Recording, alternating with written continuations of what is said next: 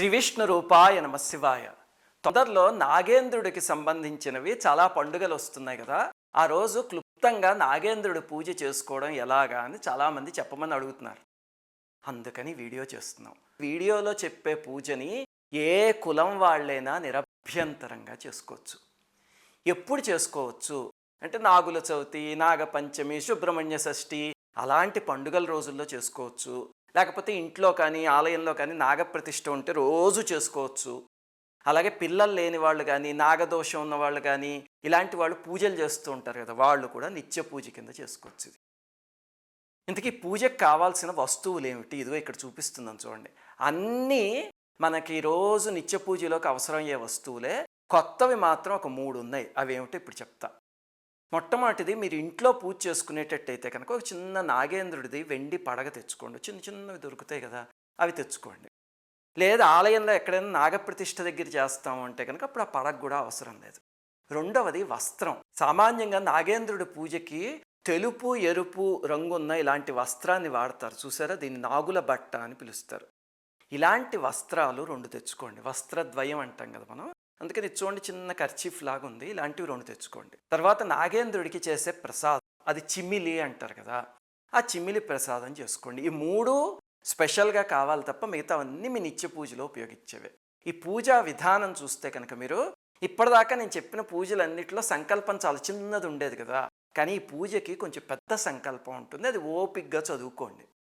ఎందుకంటే మనం చేసే ఎన్నో రకాల పాపాల వల్లే వ్యాధులు రావడం కానీ, సంతానం లేకపోవడం కానీ ఇలాంటివి జరుగుతాయి. పూర్వజన్మ కృతం పాపం వ్యాధి రూపేణ పీడ్యతే అంటారు కదా పెద్దలు.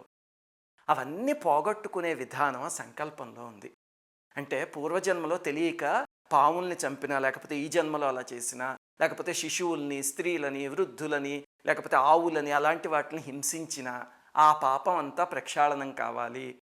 అలాగనే గర్భస్రావం చేయించుకుంటే కొంత అలాంటి పాపాలు పోవడానికి అలాగే సంకల్పంలో చాలా ఉన్నాయి. అందుకని శ్రద్ధగా చదువు. అంటే ఏమిటండి, తప్పులన్నీ ఇష్టం వచ్చినట్టు చేసేసి సంకల్పం చదివితే పోతుందా అని అడుగుతారు కదా.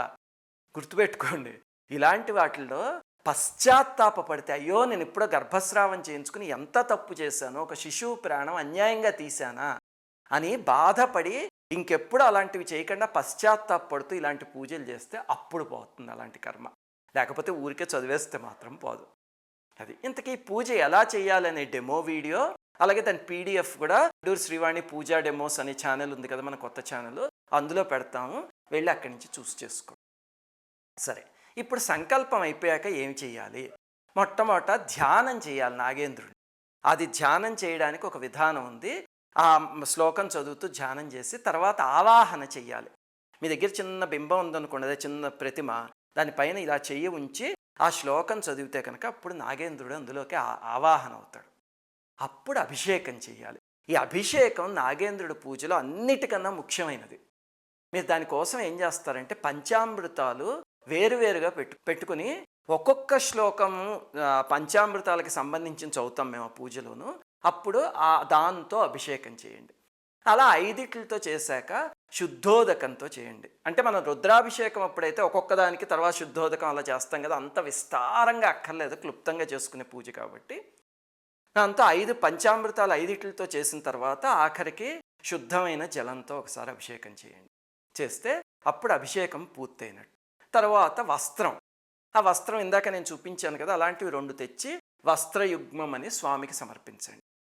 తరువాత వస్త్రం సమర్పించాక స్తోత్రం ఏమి చదవాలి? అది మానసాదేవికి సంబంధించినవి కొన్ని నామాలు ఉన్నాయి. మానసాదేవి అంటే అపూర్వమైన నాగశక్తి. అసలు ఆ తల్లిని ప్రసన్నం చేసుకోవడానికి కొన్ని నామాలు ఉన్నాయి. అవి స్తోత్రం కింద చదవండి. అంతవరకు అయ్యాక ఇంకా ధూపం, దీపం, నైవేద్యం, నీరాజనం, నమస్కారం ఇవన్నీ పంచోపచారాలు చేస్తే మీ పూజ పూర్తి అయిపోయినట్టే. నైవేద్యం అప్పుడు మాత్రం మీరు తెచ్చుకున్న పాలు, పళ్ళు వాటితో పాటు చిమిలి తప్పకుండా పెట్టండి. చిమిలి అంటే ఏమిటండి, తెల్ల నువ్వులు ఉంటాయి కదా, నువ్వుపప్పు ఉంటుంది, దాన్ని బెల్లాన్ని కొంత యాలకుల పొడిని కలిపి నూరితే కనుక ఒక ముద్దలా వస్తుంది. లేకపోతే మిక్సీ చేసుకున్నాను, అప్పుడు ఆ ముద్దని చిన్న చిన్న ఉండల కింద చేస్తే దాన్ని చిమ్మిలి అంటారు. స్త్రీలందరికీ తెలిసే ఉంటుంది కదా, సామాన్యంగా నేను చెప్పక్కర్లా. అందుకని అది నైవేద్యం కింద పెట్టి హారతిస్తే పూజ అయిపోయినట్టే. ఇంకా ఈ పూజ అనగానే కొన్ని సందేహాలు వస్తాయి. అవి ఏమిటో ఇప్పుడు చెప్తా. మొట్టమొదటిది, పూజ పురుషులు చేయొచ్చా? తప్పకుండా చేయొచ్చు. దురదృష్టవశాత్తు నాగుల చవితి, వరలక్ష్మి పూజ, నవరాత్రి పూజ ఇవన్నీ ఏవో స్త్రీలకి సంబంధించిన పండుగలు అనుకుంటున్నారు. కాదు, స్త్రీ పురుషులు ఇద్దరూ చేసుకోవచ్చు. అట్ల తద్దె లాంటివైతే స్త్రీలకి సంబంధించిన పండుగలు తప్ప ఇది ఇద్దరూ చేసుకోవచ్చు, భార్యాభర్త కలిసి. చాలా క్షేమకరం కూడా చేస్తే.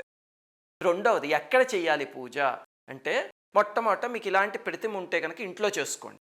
లేకపోతే ఆలయం దగ్గరికి వెళ్ళి నాగప్రతిష్ఠ ఉంటుంది, అక్కడ చేసుకోండి. అంటే పుట్ట దగ్గర చేయొచ్చా అండి అంటే చెయ్యొచ్చు తప్పకుండాను. కానీ ఒకటి ఏమిటంటే, మనకి ఒక రకమైన వెర్రిభక్తి పెరిగిపోయి ఆ పుట్టలో ఉండే సర్పాన్ని ఇబ్బంది పెట్టేస్తున్నారు చాలామంది. లీటర్ల పాలును నీళ్లు తీసుకువెళ్ళి ఆ పుట్టలో పోసేస్తున్నారు.